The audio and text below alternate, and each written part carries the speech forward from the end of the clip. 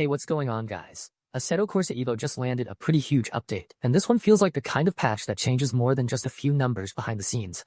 Because Kunos is bringing in 6 new cars, Sebring, a big multiplayer overhaul, major AI changes, serious physics work, audio improvements, and a completely fresh way to handle dedicated servers through Steam.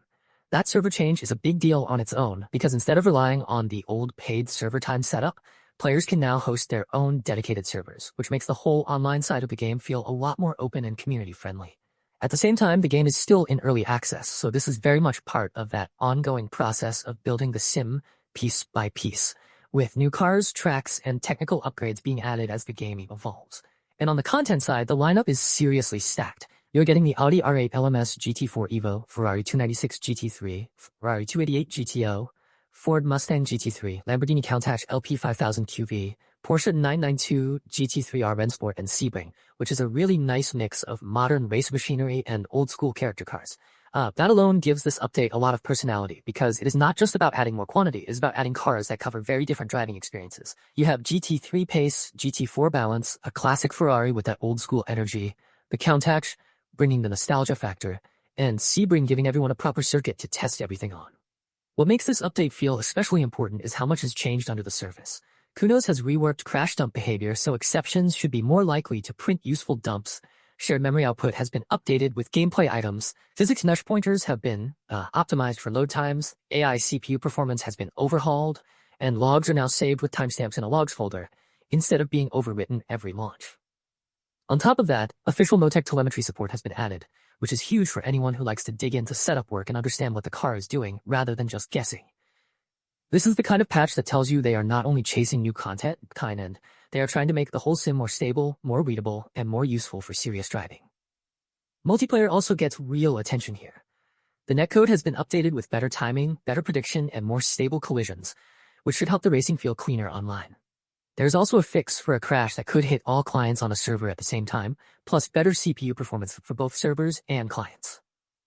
That is exactly the sort of thing players notice immediately, because it is not glamorous. But when online racing works better, everything else becomes easier to enjoy. The physics and handling changes are massive too.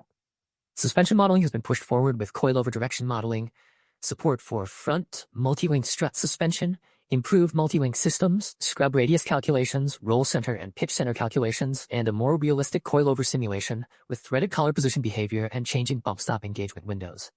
Tires have seen a lot of work as well, including fixes for instability that could crash some race cars, a new triangular contact patch model to help stop tire sinking issues, a higher raycast starting point as another safeguard, progressive vertical spring behavior, stiffer race tire compounds, cleaner hysteretic damping, and updates to the wet tire model. That is a mouthful, but in plain English, it means Kunos is trying to make the cars behave more believably, more consistently, and with fewer weird edge case problems that break immersion.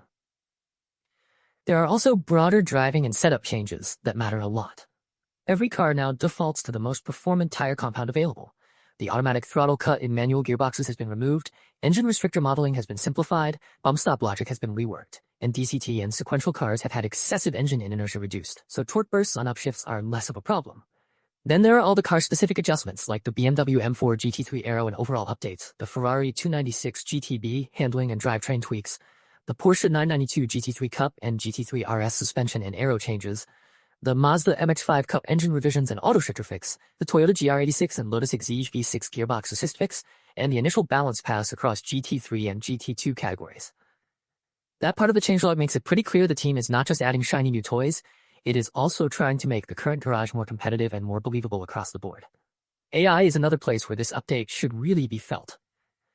Kunos has replaced the track modeling system with a more accurate one, and especially for sections with slope and compression changes, and they are also allowing AI to AI attack with a bit less required predicted overlap, so races should have more action and less of that single file feeling. That is an important shift, because if the AI can understand the track better and race each other more naturally, the whole offline experience becomes way more engaging.